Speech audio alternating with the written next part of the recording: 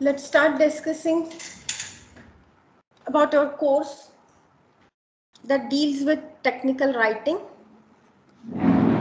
To recall back,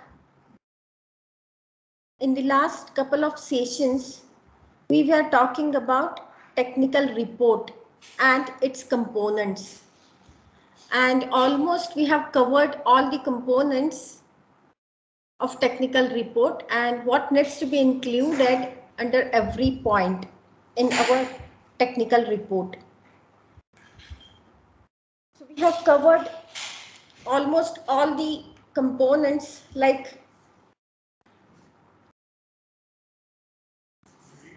we have covered the title page, how the title page need to be designed and what are the contents of the cover page or the title page. We have gone through the summary, how to write the abstract or summary. Also, we have seen the declaration, why it is needed.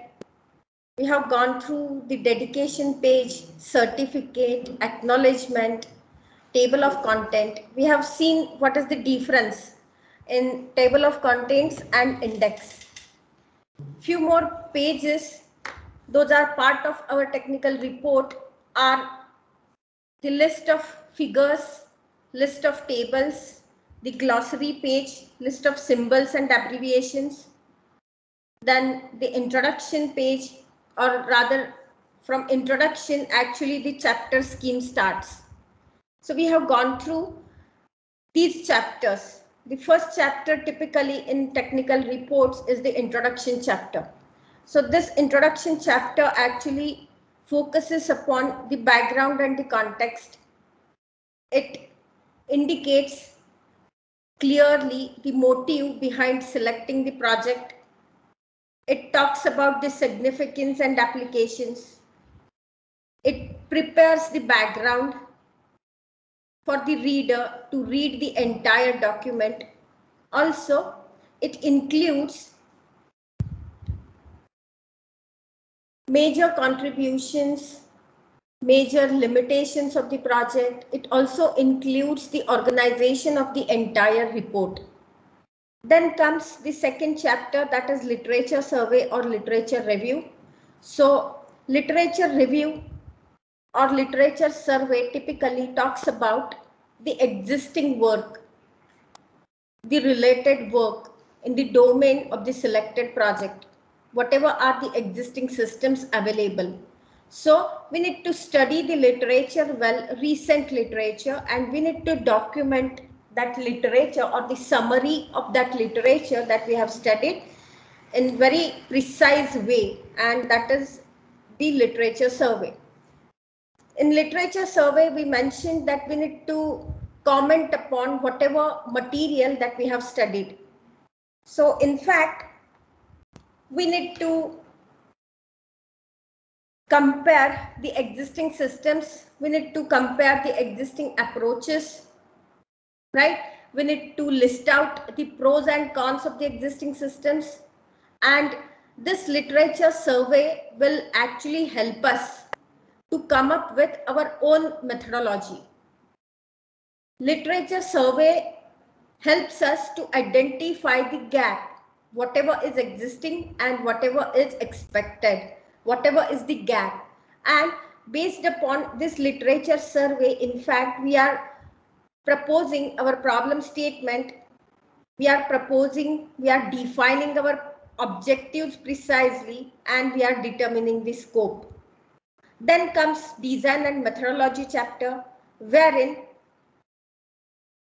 the detailed description about the design of your system and also the algorithms or the methods those you are going to make use of to realize your design of the project, that needs to be included in detail in this chapter of design and methodology. After this chapter comes the result and discussions chapter.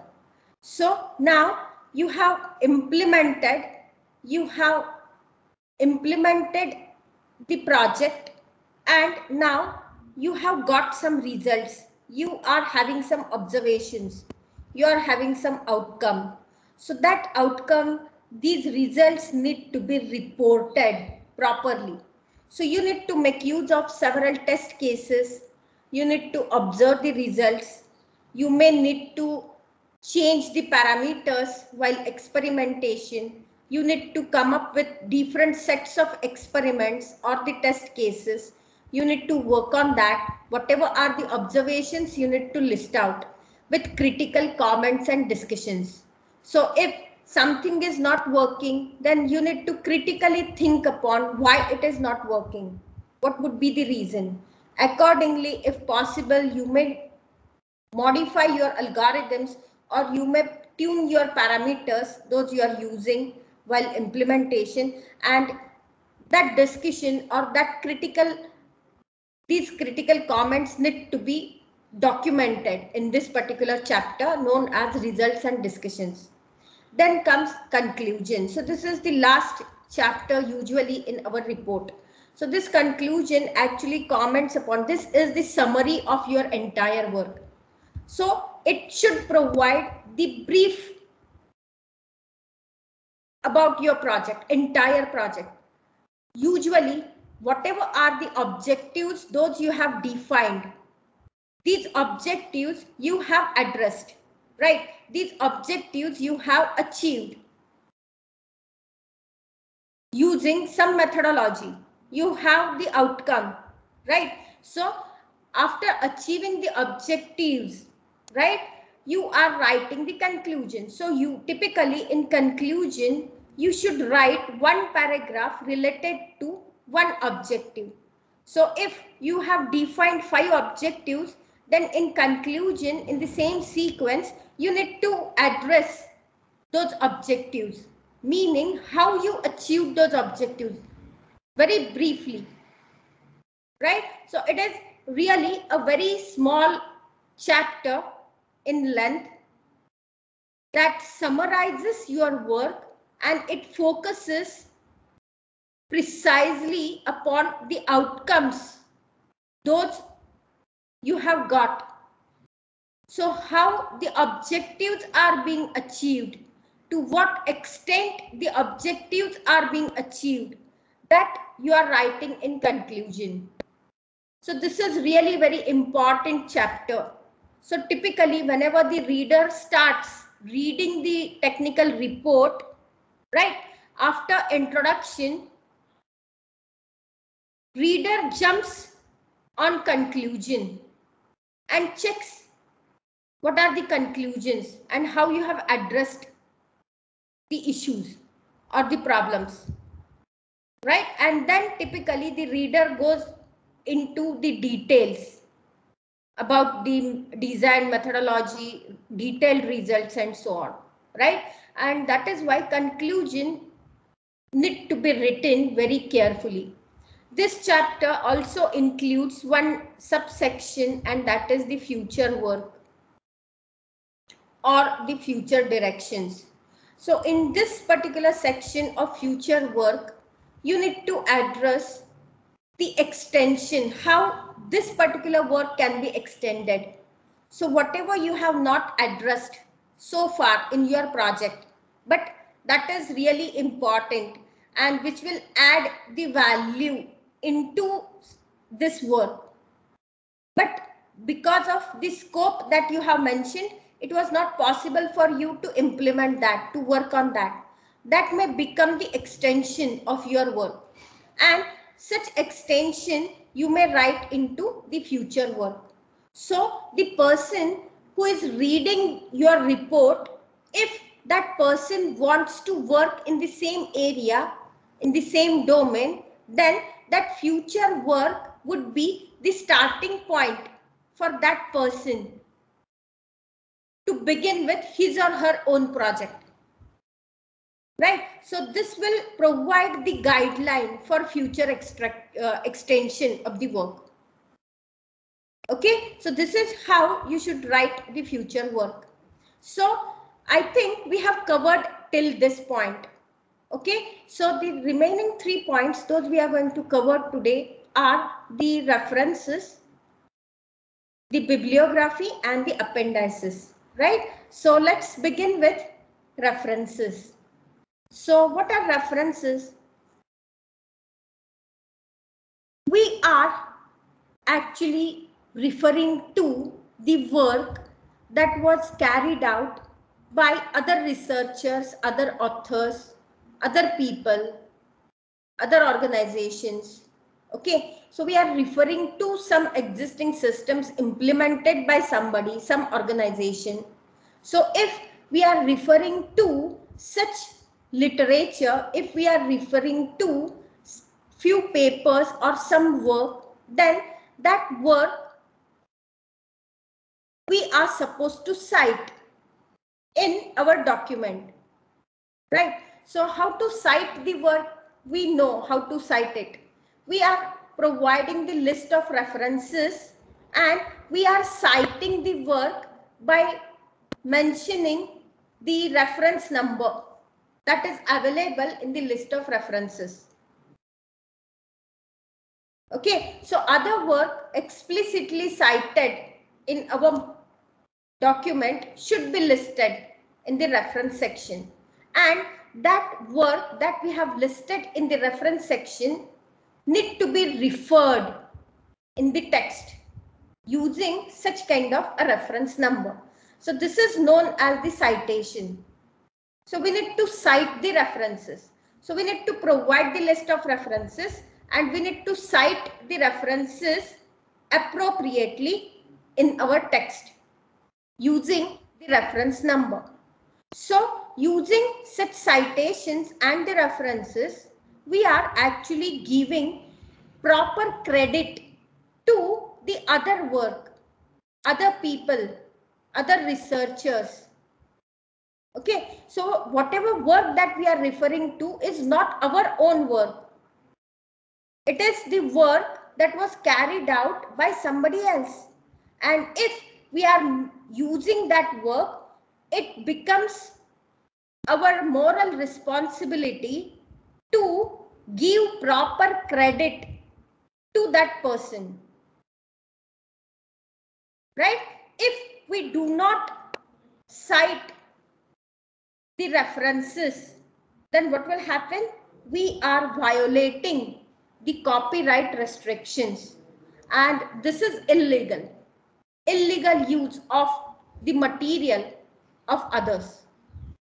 Right? The other term that we use always is plagiarism. So what is plagiarism? It is also unauthorized use of the work that is not ours. Right? So never do that. If you are using the work, you are referring to the work that was carried out by somebody else, give proper credit to that work.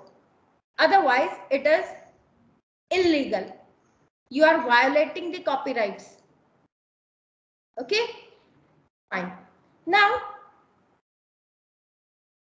we are usually using the standard format for writing the references. And typically, we are referring to the IEEE reference guide to list out our references.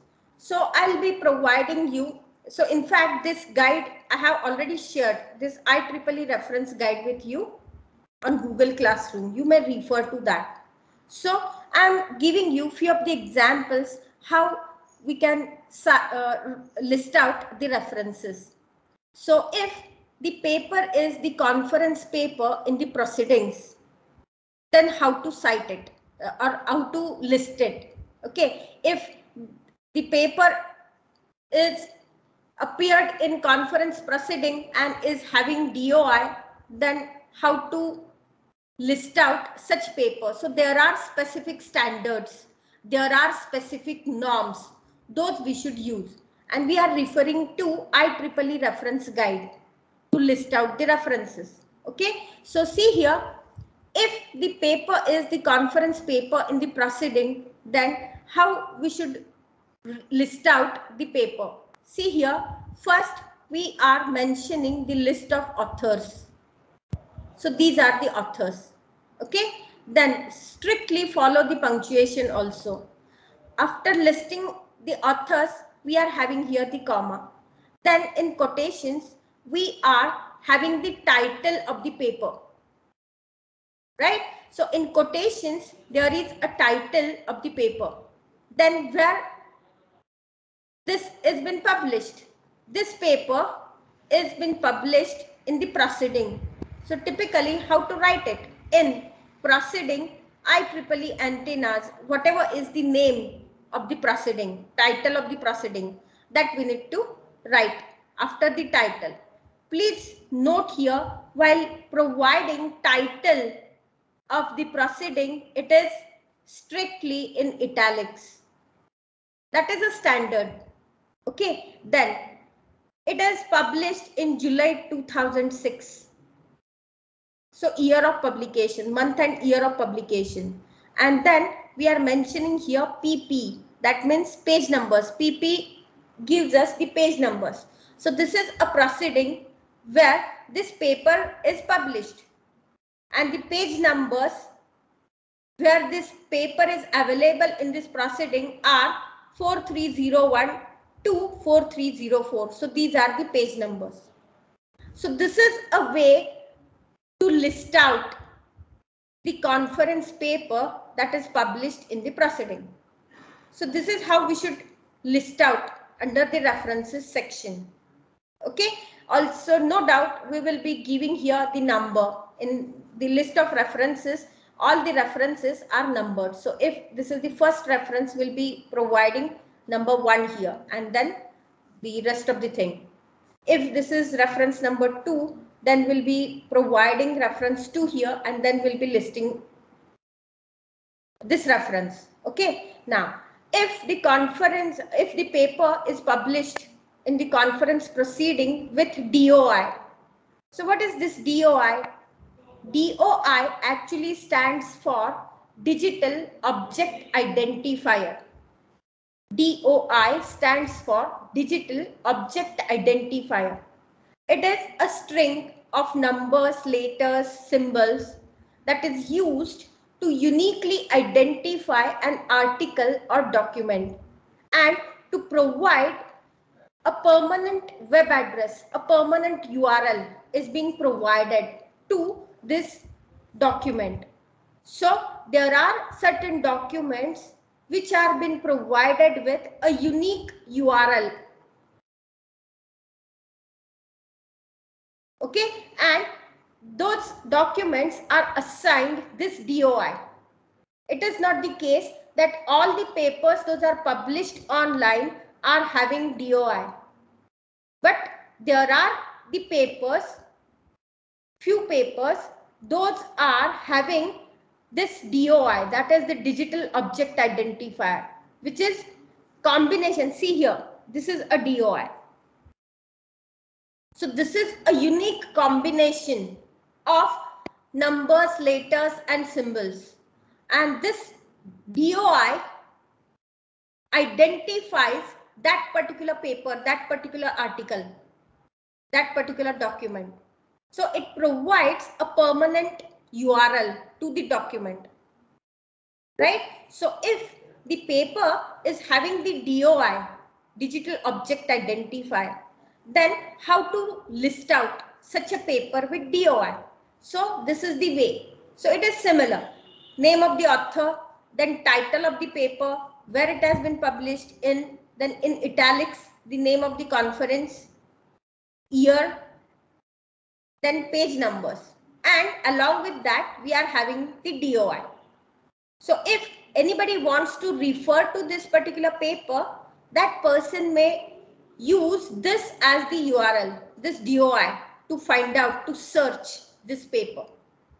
So this paper will be available on web with this address. Okay, so this is how in the list of references, a conference proceeding with DOI is being listed. Then we may have the conference proceedings with series title, volume title, and edition.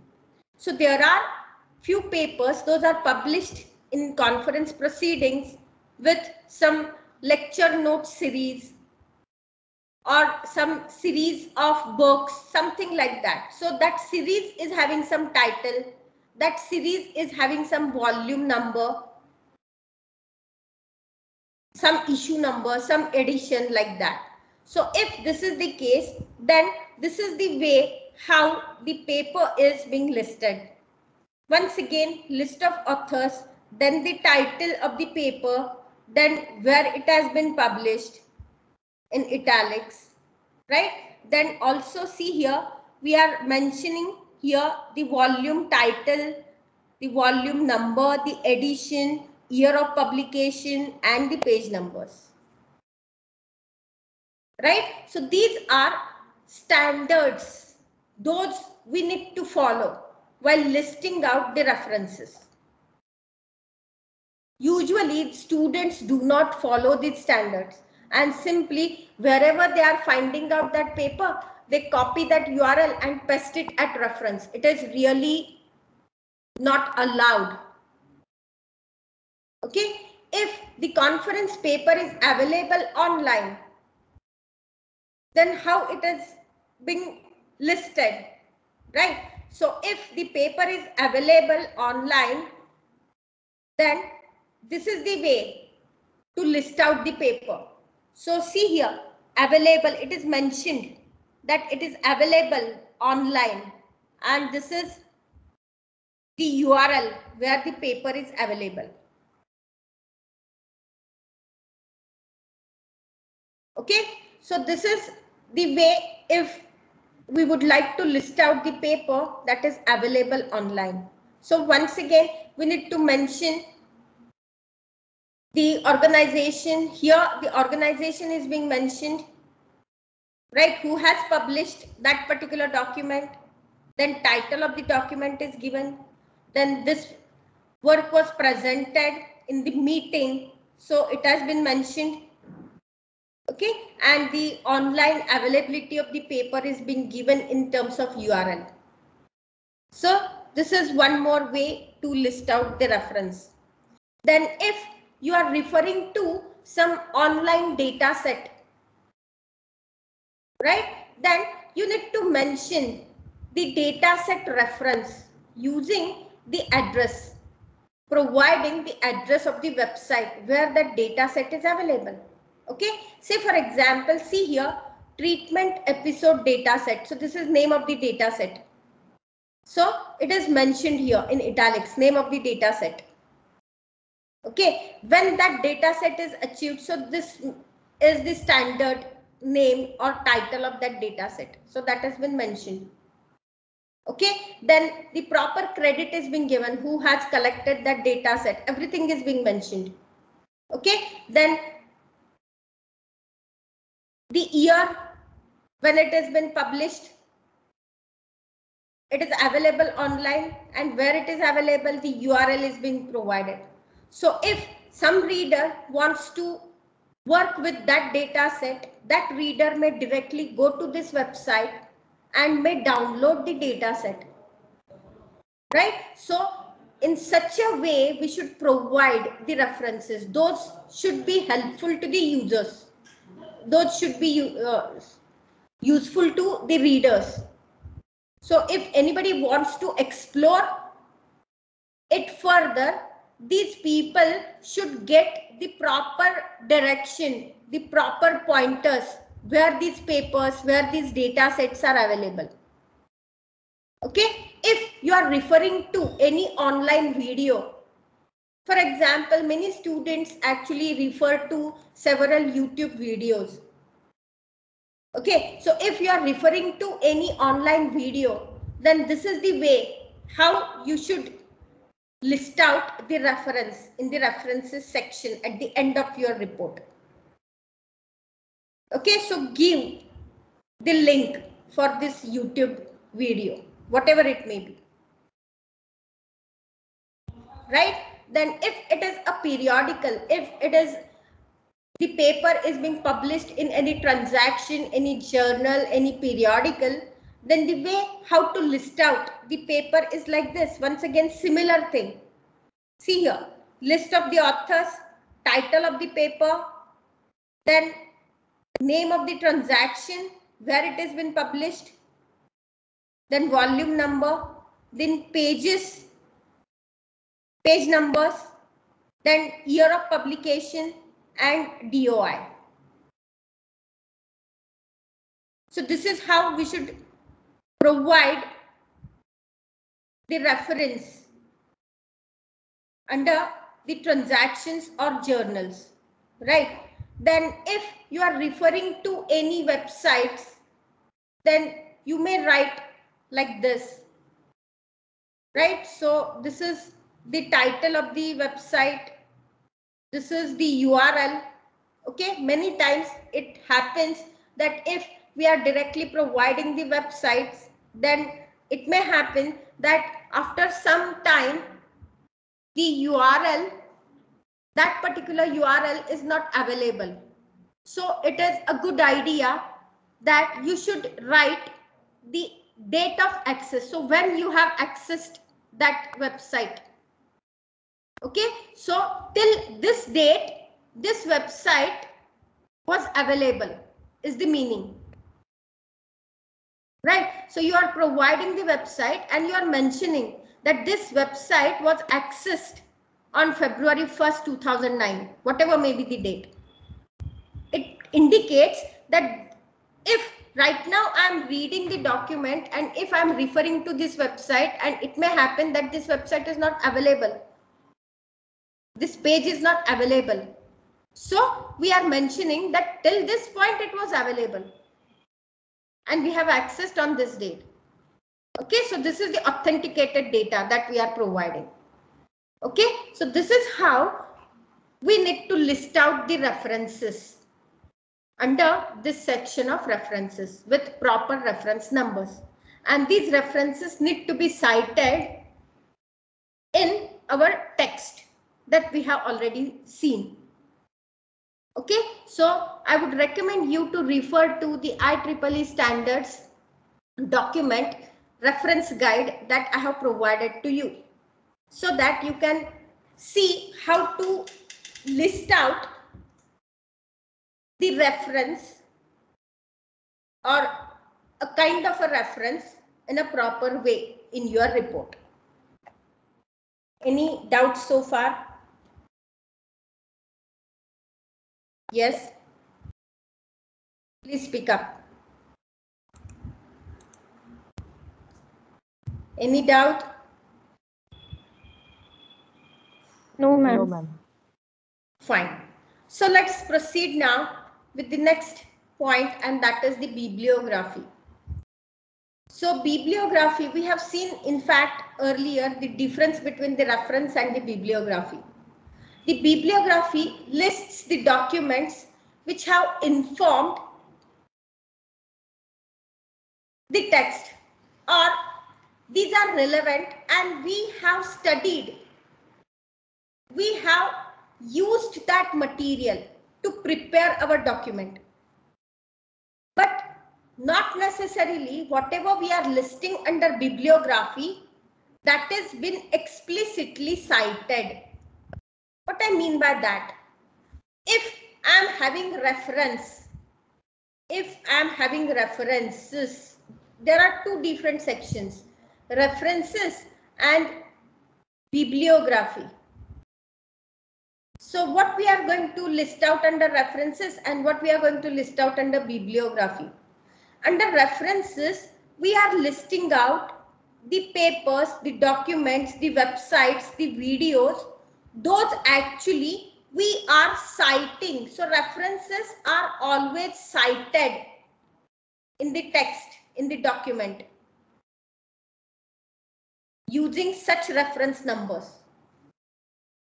Right? So if I am having 15 references like this, those are listed under this references section, then every reference need to appear somewhere in my document. Each reference number need to appear somewhere in my document. And typically this list of references, the sequence of references, how we should have this sequence. So whichever paper you are referring first, that will be having number 1. Whichever paper that you are referring second, that paper comes here as number 2 and so on.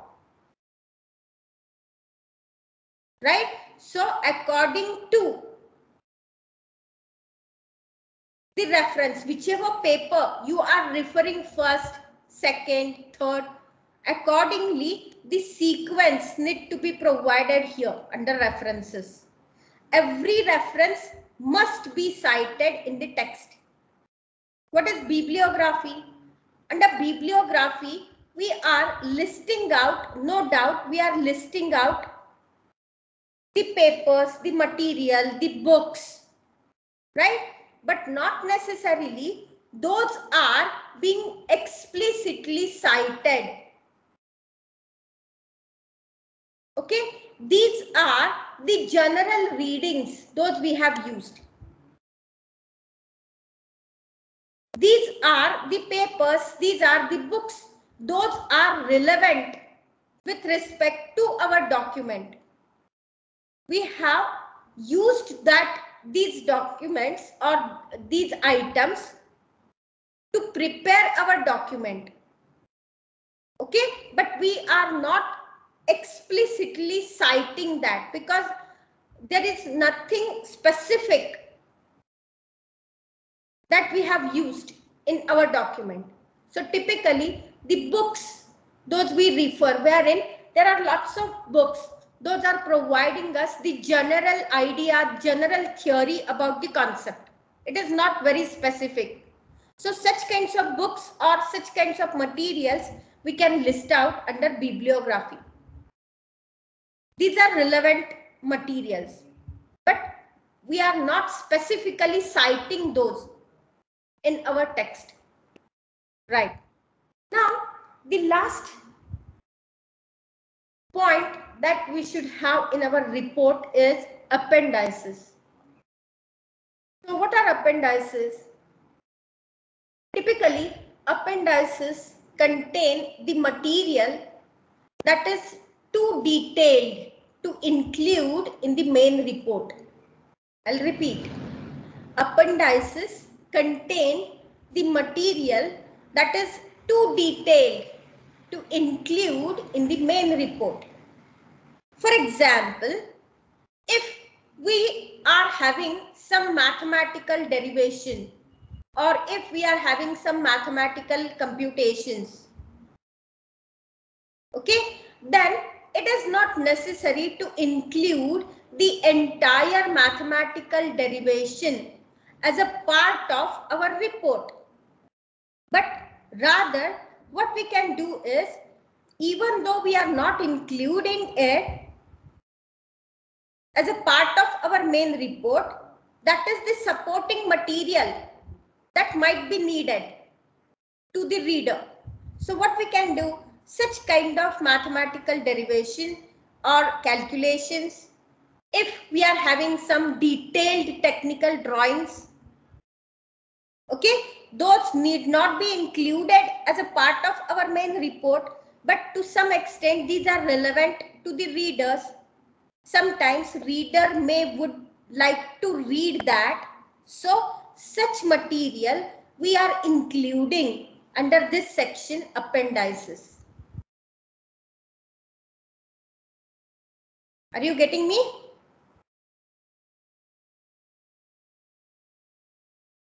Yes?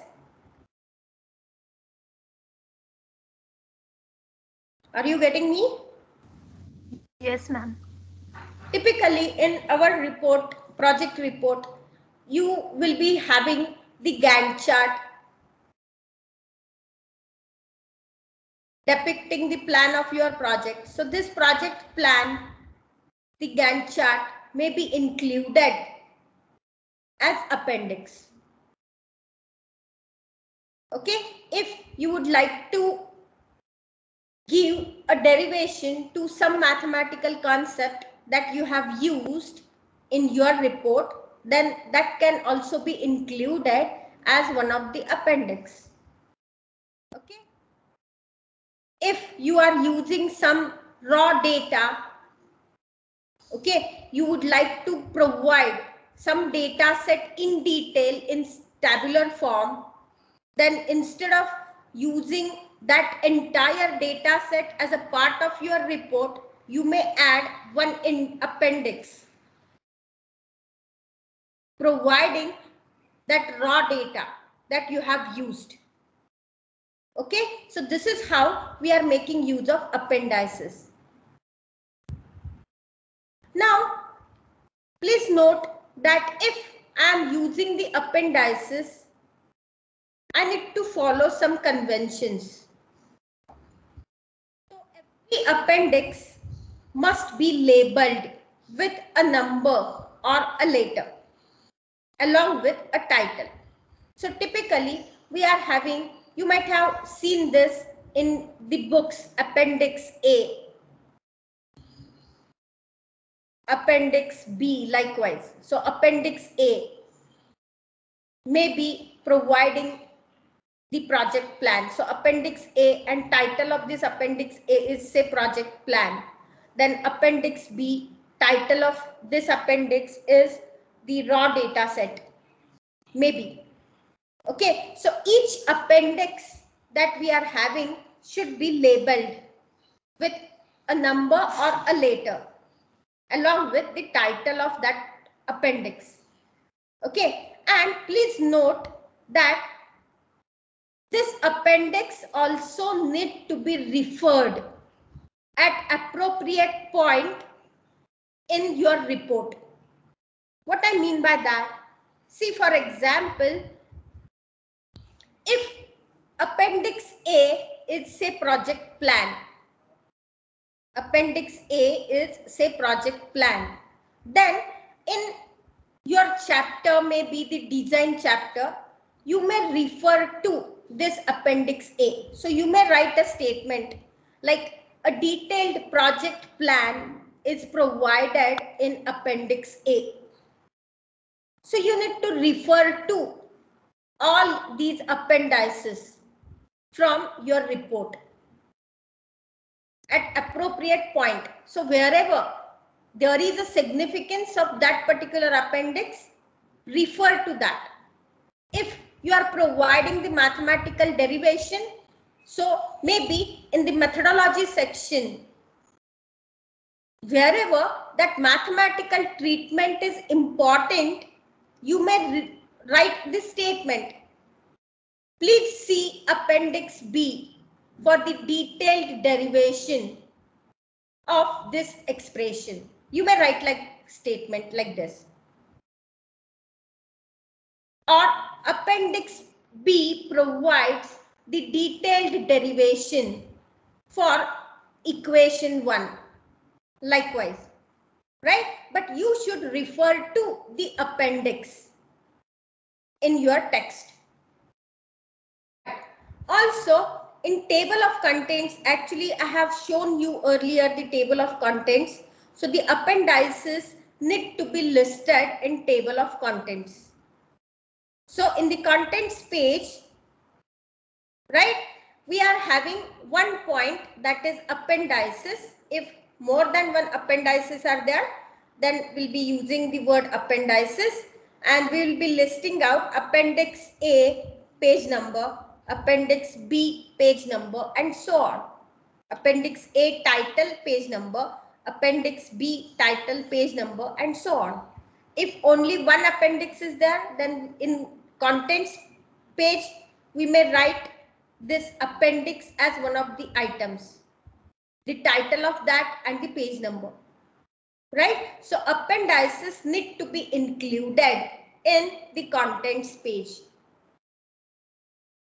We have covered all the components, those we should include in our technical project report, and I hope you must have got the insight about all those components and what needs to be included under each component in your report. Now, I'll be focusing upon few more details while writing the report. In fact, whenever you present your project report maybe if this is the academic project report, whenever you are presenting your academic project report to the examiner, this report creates your impression. This is very first impression of yours. So whenever the examiner reads your report, that person gets the idea about not only the report, the topic, the domain, the technical details of the project, but also this report creates the overall impression of the team members. So if the technical report is clearly written, if it is flawless, then obviously it creates a good impact on the reader. And that is why we should always try to come up with a report which is flawless. So to have a good report, no doubt, we need to include all those components in our report. But while writing the body of that report, we should follow some norms. We should follow some important guidelines. And I'm going to provide you these guidelines now. Right, those you should follow so that you can come up with a good document, a good report that will create some impact on the reader. Okay, now we know what are the contents, those need to be included. But now, how to structure? We know the organization, overall organization of the report, what are the components and what needs to be included under each title in our report. But while writing the actual content, we should follow some language rules. We need to follow some grammatical guidelines, right? Or some general guidelines. Those will help us to come up with a good document. So I'll be focusing upon one important concept, and that is a preamble. So what is a preamble and what is the significance of this preamble? So as we have seen, we are having various chapters in our report. Okay, so whenever we start any chapter, that chapter should have some preamble. That chapter should have some preamble. What we mean by preamble? A preamble is an introductory and expressionary statement in a document that explains the document's purpose and underlying philosophy. A preamble is an introductory and expressionary statement in a document that explains the purpose of the document and the underlying philosophy. So what I'm saying is, for every chapter, we should have some preamble, some introductory statements before actually we start with that chapter. You might have seen such kinds of preambles in the chapters in our books, academic books. What I mean by that, what is a preamble actually? Let us see one example. If I'm writing chapter number 2 and that deals with literature review, okay, then this literature review may have the sections like 2.1, 2.2 and so on. This is chapter 2. So the sections would be 2.1, meaning the first section in chapter 2, second section in chapter 2. So this is a way how we list out the sections in the chapter. So let us assume that we are writing literature review chapter number 2 and we are having several sections in this chapter. So do not always begin with the bullet directly. in a chapter below the title of the chapter. Instead, we should have some preamble for that chapter. A small introduction to that chapter. So what has been included in this chapter? So see here, it is mentioned that this chapter includes the present theories and practices of the lip reading system. Various research papers were reviewed to understand the work done in this area and to identify the gap in the existing systems. So what has been given in this chapter? Briefly, it is mentioned here, right? So every chapter always should have such kind of a brief introductory statements, a preamble, then only provide the sections and subsections in that particular chapter. Right. So let's see one more example of a preamble. Suppose this is our chapter number 3. Okay. Then what we are writing, this chapter 3 is having the title like problem statement and objectives. This is the title of the chapter. So what we are including here and how it relates with the earlier chapter. We should maintain the flow as well among the chapters, right? So see here, what is the preamble for this chapter number 3? After going through the available literature in the area of automatic lip reading systems, in this chapter, the problem statement and objectives of the vision-based lip reading system are presented. Also, it includes the scope of lip reading system. So what is provided in this chapter? This has been mentioned. And the flow is also maintained. That earlier chapter has discussed about literature review. So based upon whatever was studied, we are going to come up with a problem statement now. So there is a link, there is a connect between these chapters, and that has also been reflected here. So it has been mentioned, after going through the available literature in the area, in this chapter, the problem statement and objectives of the vision-based lip reading system are presented. So this is called as a preamble. Right. One more example, if this is chapter number 5, results and discussion, then you may write a preamble like this chapter explains the experimental results of all the intermediate steps along with the final results and discussion.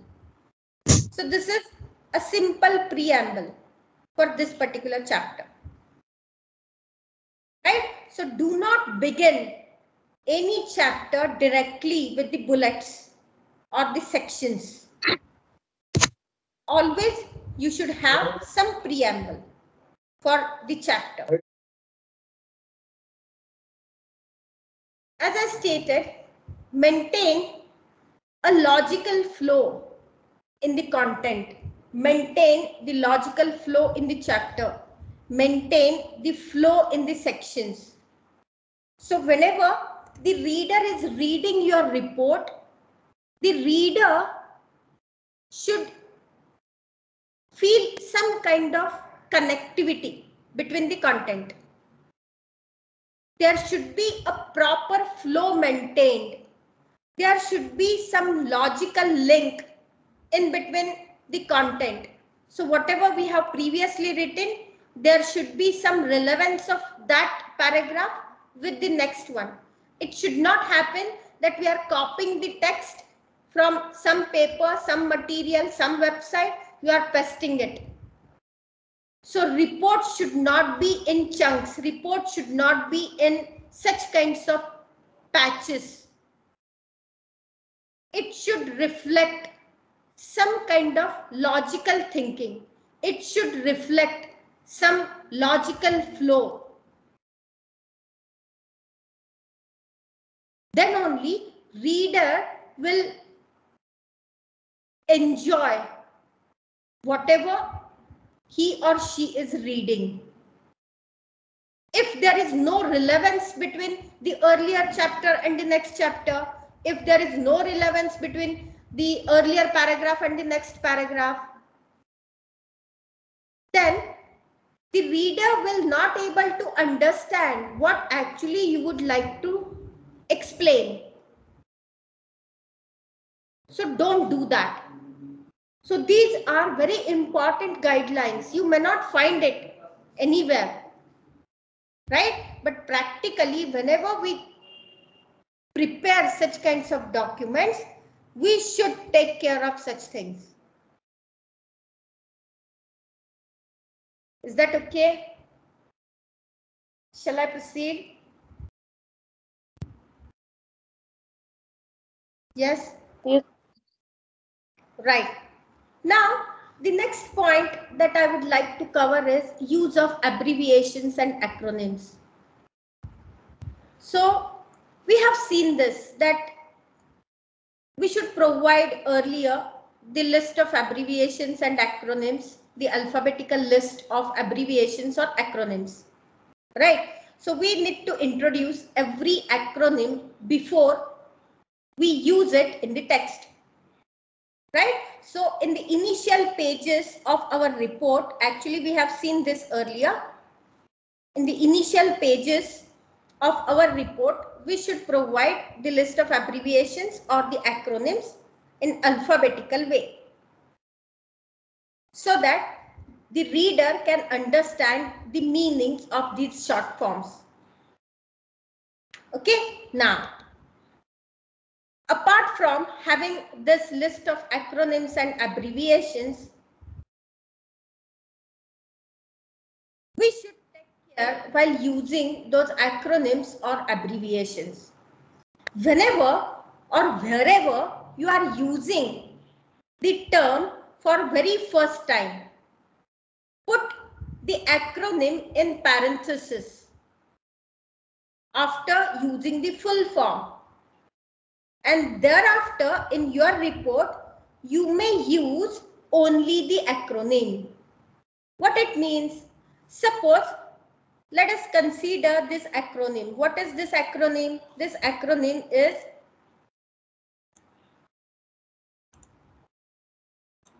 CNN. So CNN is the short form for convolutional neural network. Convolutional neural network. So in the text, wherever I am using for the very first time this term, convolutional neural network, then wherever I'll be using this term for the very first time, then I'll be writing this term in full form. So I'll write convolutional neural network, and then in parenthesis I will provide the acronym CNN. So wherever I'll be using this convolutional neural network for the very first time, I need to put full form along with in parenthesis the acronym. So I may write convolutional neural network CNN is used to extract the features. So this might be my statement. So here for the first time I am using this term convolutional neural network in entire report.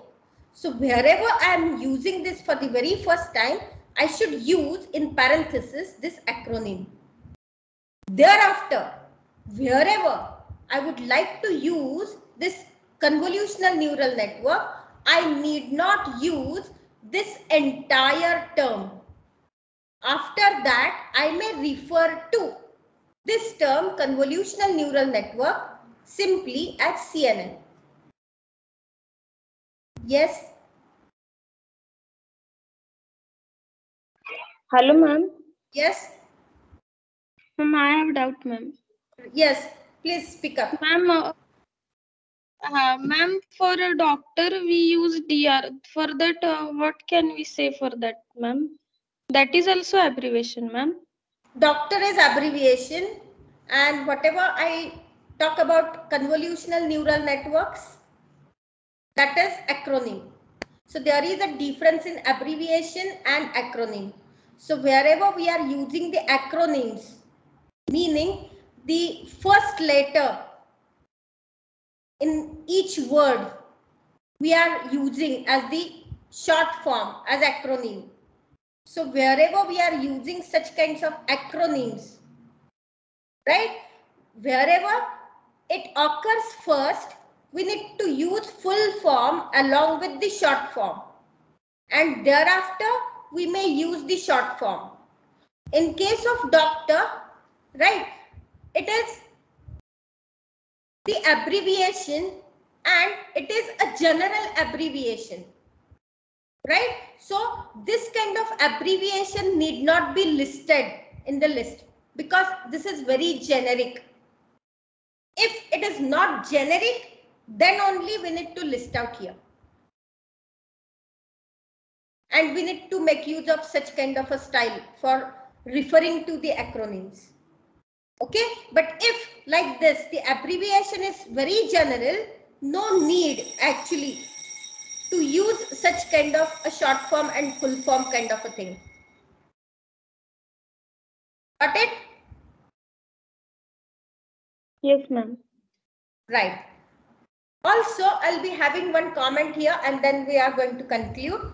There are some common Latin abbreviations. Those are being listed here. See here, abbreviation is like, for example, we always write na? E dot G dot. What it means? The meaning is for example, and it is used to give examples in parenthesis. So typically, whenever we use such kind of abbreviation, for example, then how to write it? Here is one example. Many species of primates in parenthesis, for example. So we are quoting here the example, are endangered. So this is the statement, some example. So whenever we would like to mention the example, use the parenthesis. Okay, similarly, few more abbreviations, those we usually use, that is I dot E dot. This meaning of this is that is. These are the Latin abbreviations, those we use while writing the documents. Okay, so that is. So it is used to clarify, specify, or restate something. So we are mentioning something and we would like to clarify it with some more details. Okay, then typically we use that is. So that also need to be included in parentheses. ETC, etc. Meaning is and so on. So this needs to be used at the end of the list in parentheses. ETAL and other people. So I have explained you use of this ETAL earlier. So it is used after the first author. So whenever we are citing the publications in literature review, we may give name of first author and then we use ETAL. So if we are having many authors, multiple authors, then no need to write name of each author. Instead, what we can do, we can write the first author's name, ETAL. And then we continue our statement. So these are few common Latin abbreviations, those we use in our technical documentation. Okay, so see here, these are few examples. Do not write like this, many species of primates, for example. So do not use this for example abbreviation as a part of the main statement. Instead, use it in parentheses.